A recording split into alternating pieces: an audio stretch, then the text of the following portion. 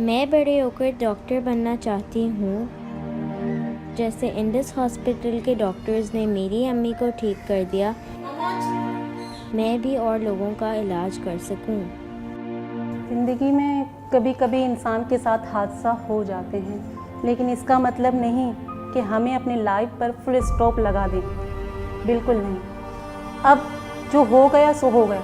अब आगे सोचना है हमें क्या करना है, हमें अपनी लाइफ किस तरह सेट करनी है। मैं अपने घर का फर्श धो रही थी, सर्फ डाल के मेरा पैर उसमें स्लिप हो गया और मैं फर्स्ट फ्लोर से ग्राउंड फ्लोर पर आकर गिरी। उस वक्त तो दर्द था, तकलीफ़ था। मैं गई पास ही क्लिनिक में, मैंने इंजेक्शन लगा दी, मैं ठीक हो गई। फिर उसके बाद मेरी डिलीवरी हो गई, बिल्कुल मैं नॉर्मल थी। फिर उसके बाद मेरी सेकंड डिलीवरी हुई, थर्ड डिलीवरी हुई। फिर उसके बाद मैंने देखा मेरे पैर में गैप आना शुरू हो गया था।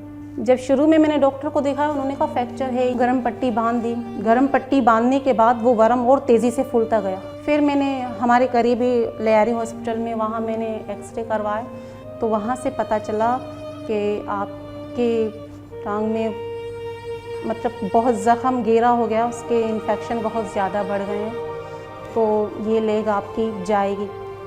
तो मैंने यकीन नहीं किया, मैंने कहा नहीं ऐसा नहीं हो सकता, मैं ठीक हूँ, मैं चल फिर रही हूँ, ऐसे कैसे हो सकता है।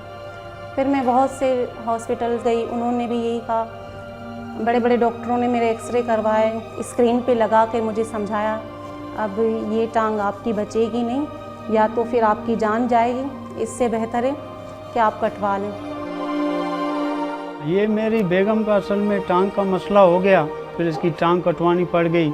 तो फिर बाद में हम यहाँ वहाँ जो है ना परेशान होते रहे कि अब इसका टांग जो है ना कहाँ से लगवाएं, हम गरीब लोग हैं, हमारे पास तो इतने पैसे भी नहीं हैं। तो काफ़ी लोगों ने हमें मशवरा दिया कि आप लोग इंडस चले जाएं, वहाँ पर इंशाअल्लाह ताला आप लोगों के साथ बहुत अच्छा ताउन करेंगे।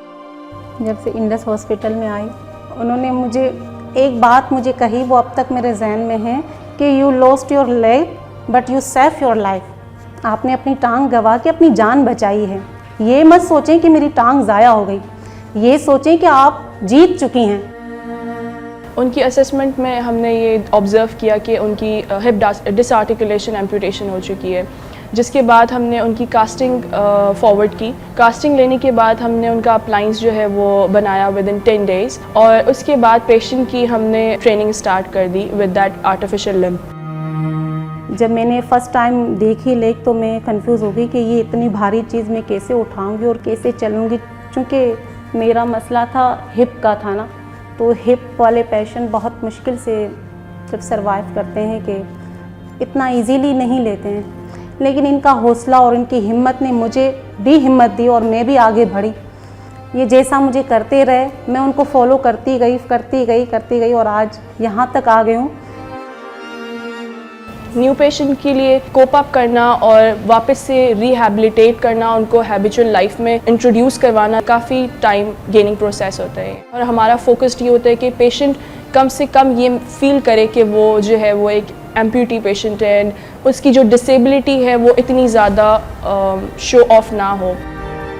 इंसान को अपने ऊपर भरोसा होना चाहिए कि हाँ मैं कर सकती हूँ। करने को हम आए तो बहुत कुछ कर सकते हैं। 1 लेग से कुछ नहीं होता, हम खड़े हो सकते हैं, चल सकते हैं, काम कर सकते हैं, हम अपनी पूरी फैमिली को संभाल सकते हैं। हमारे अंदर हिम्मत होनी चाहिए।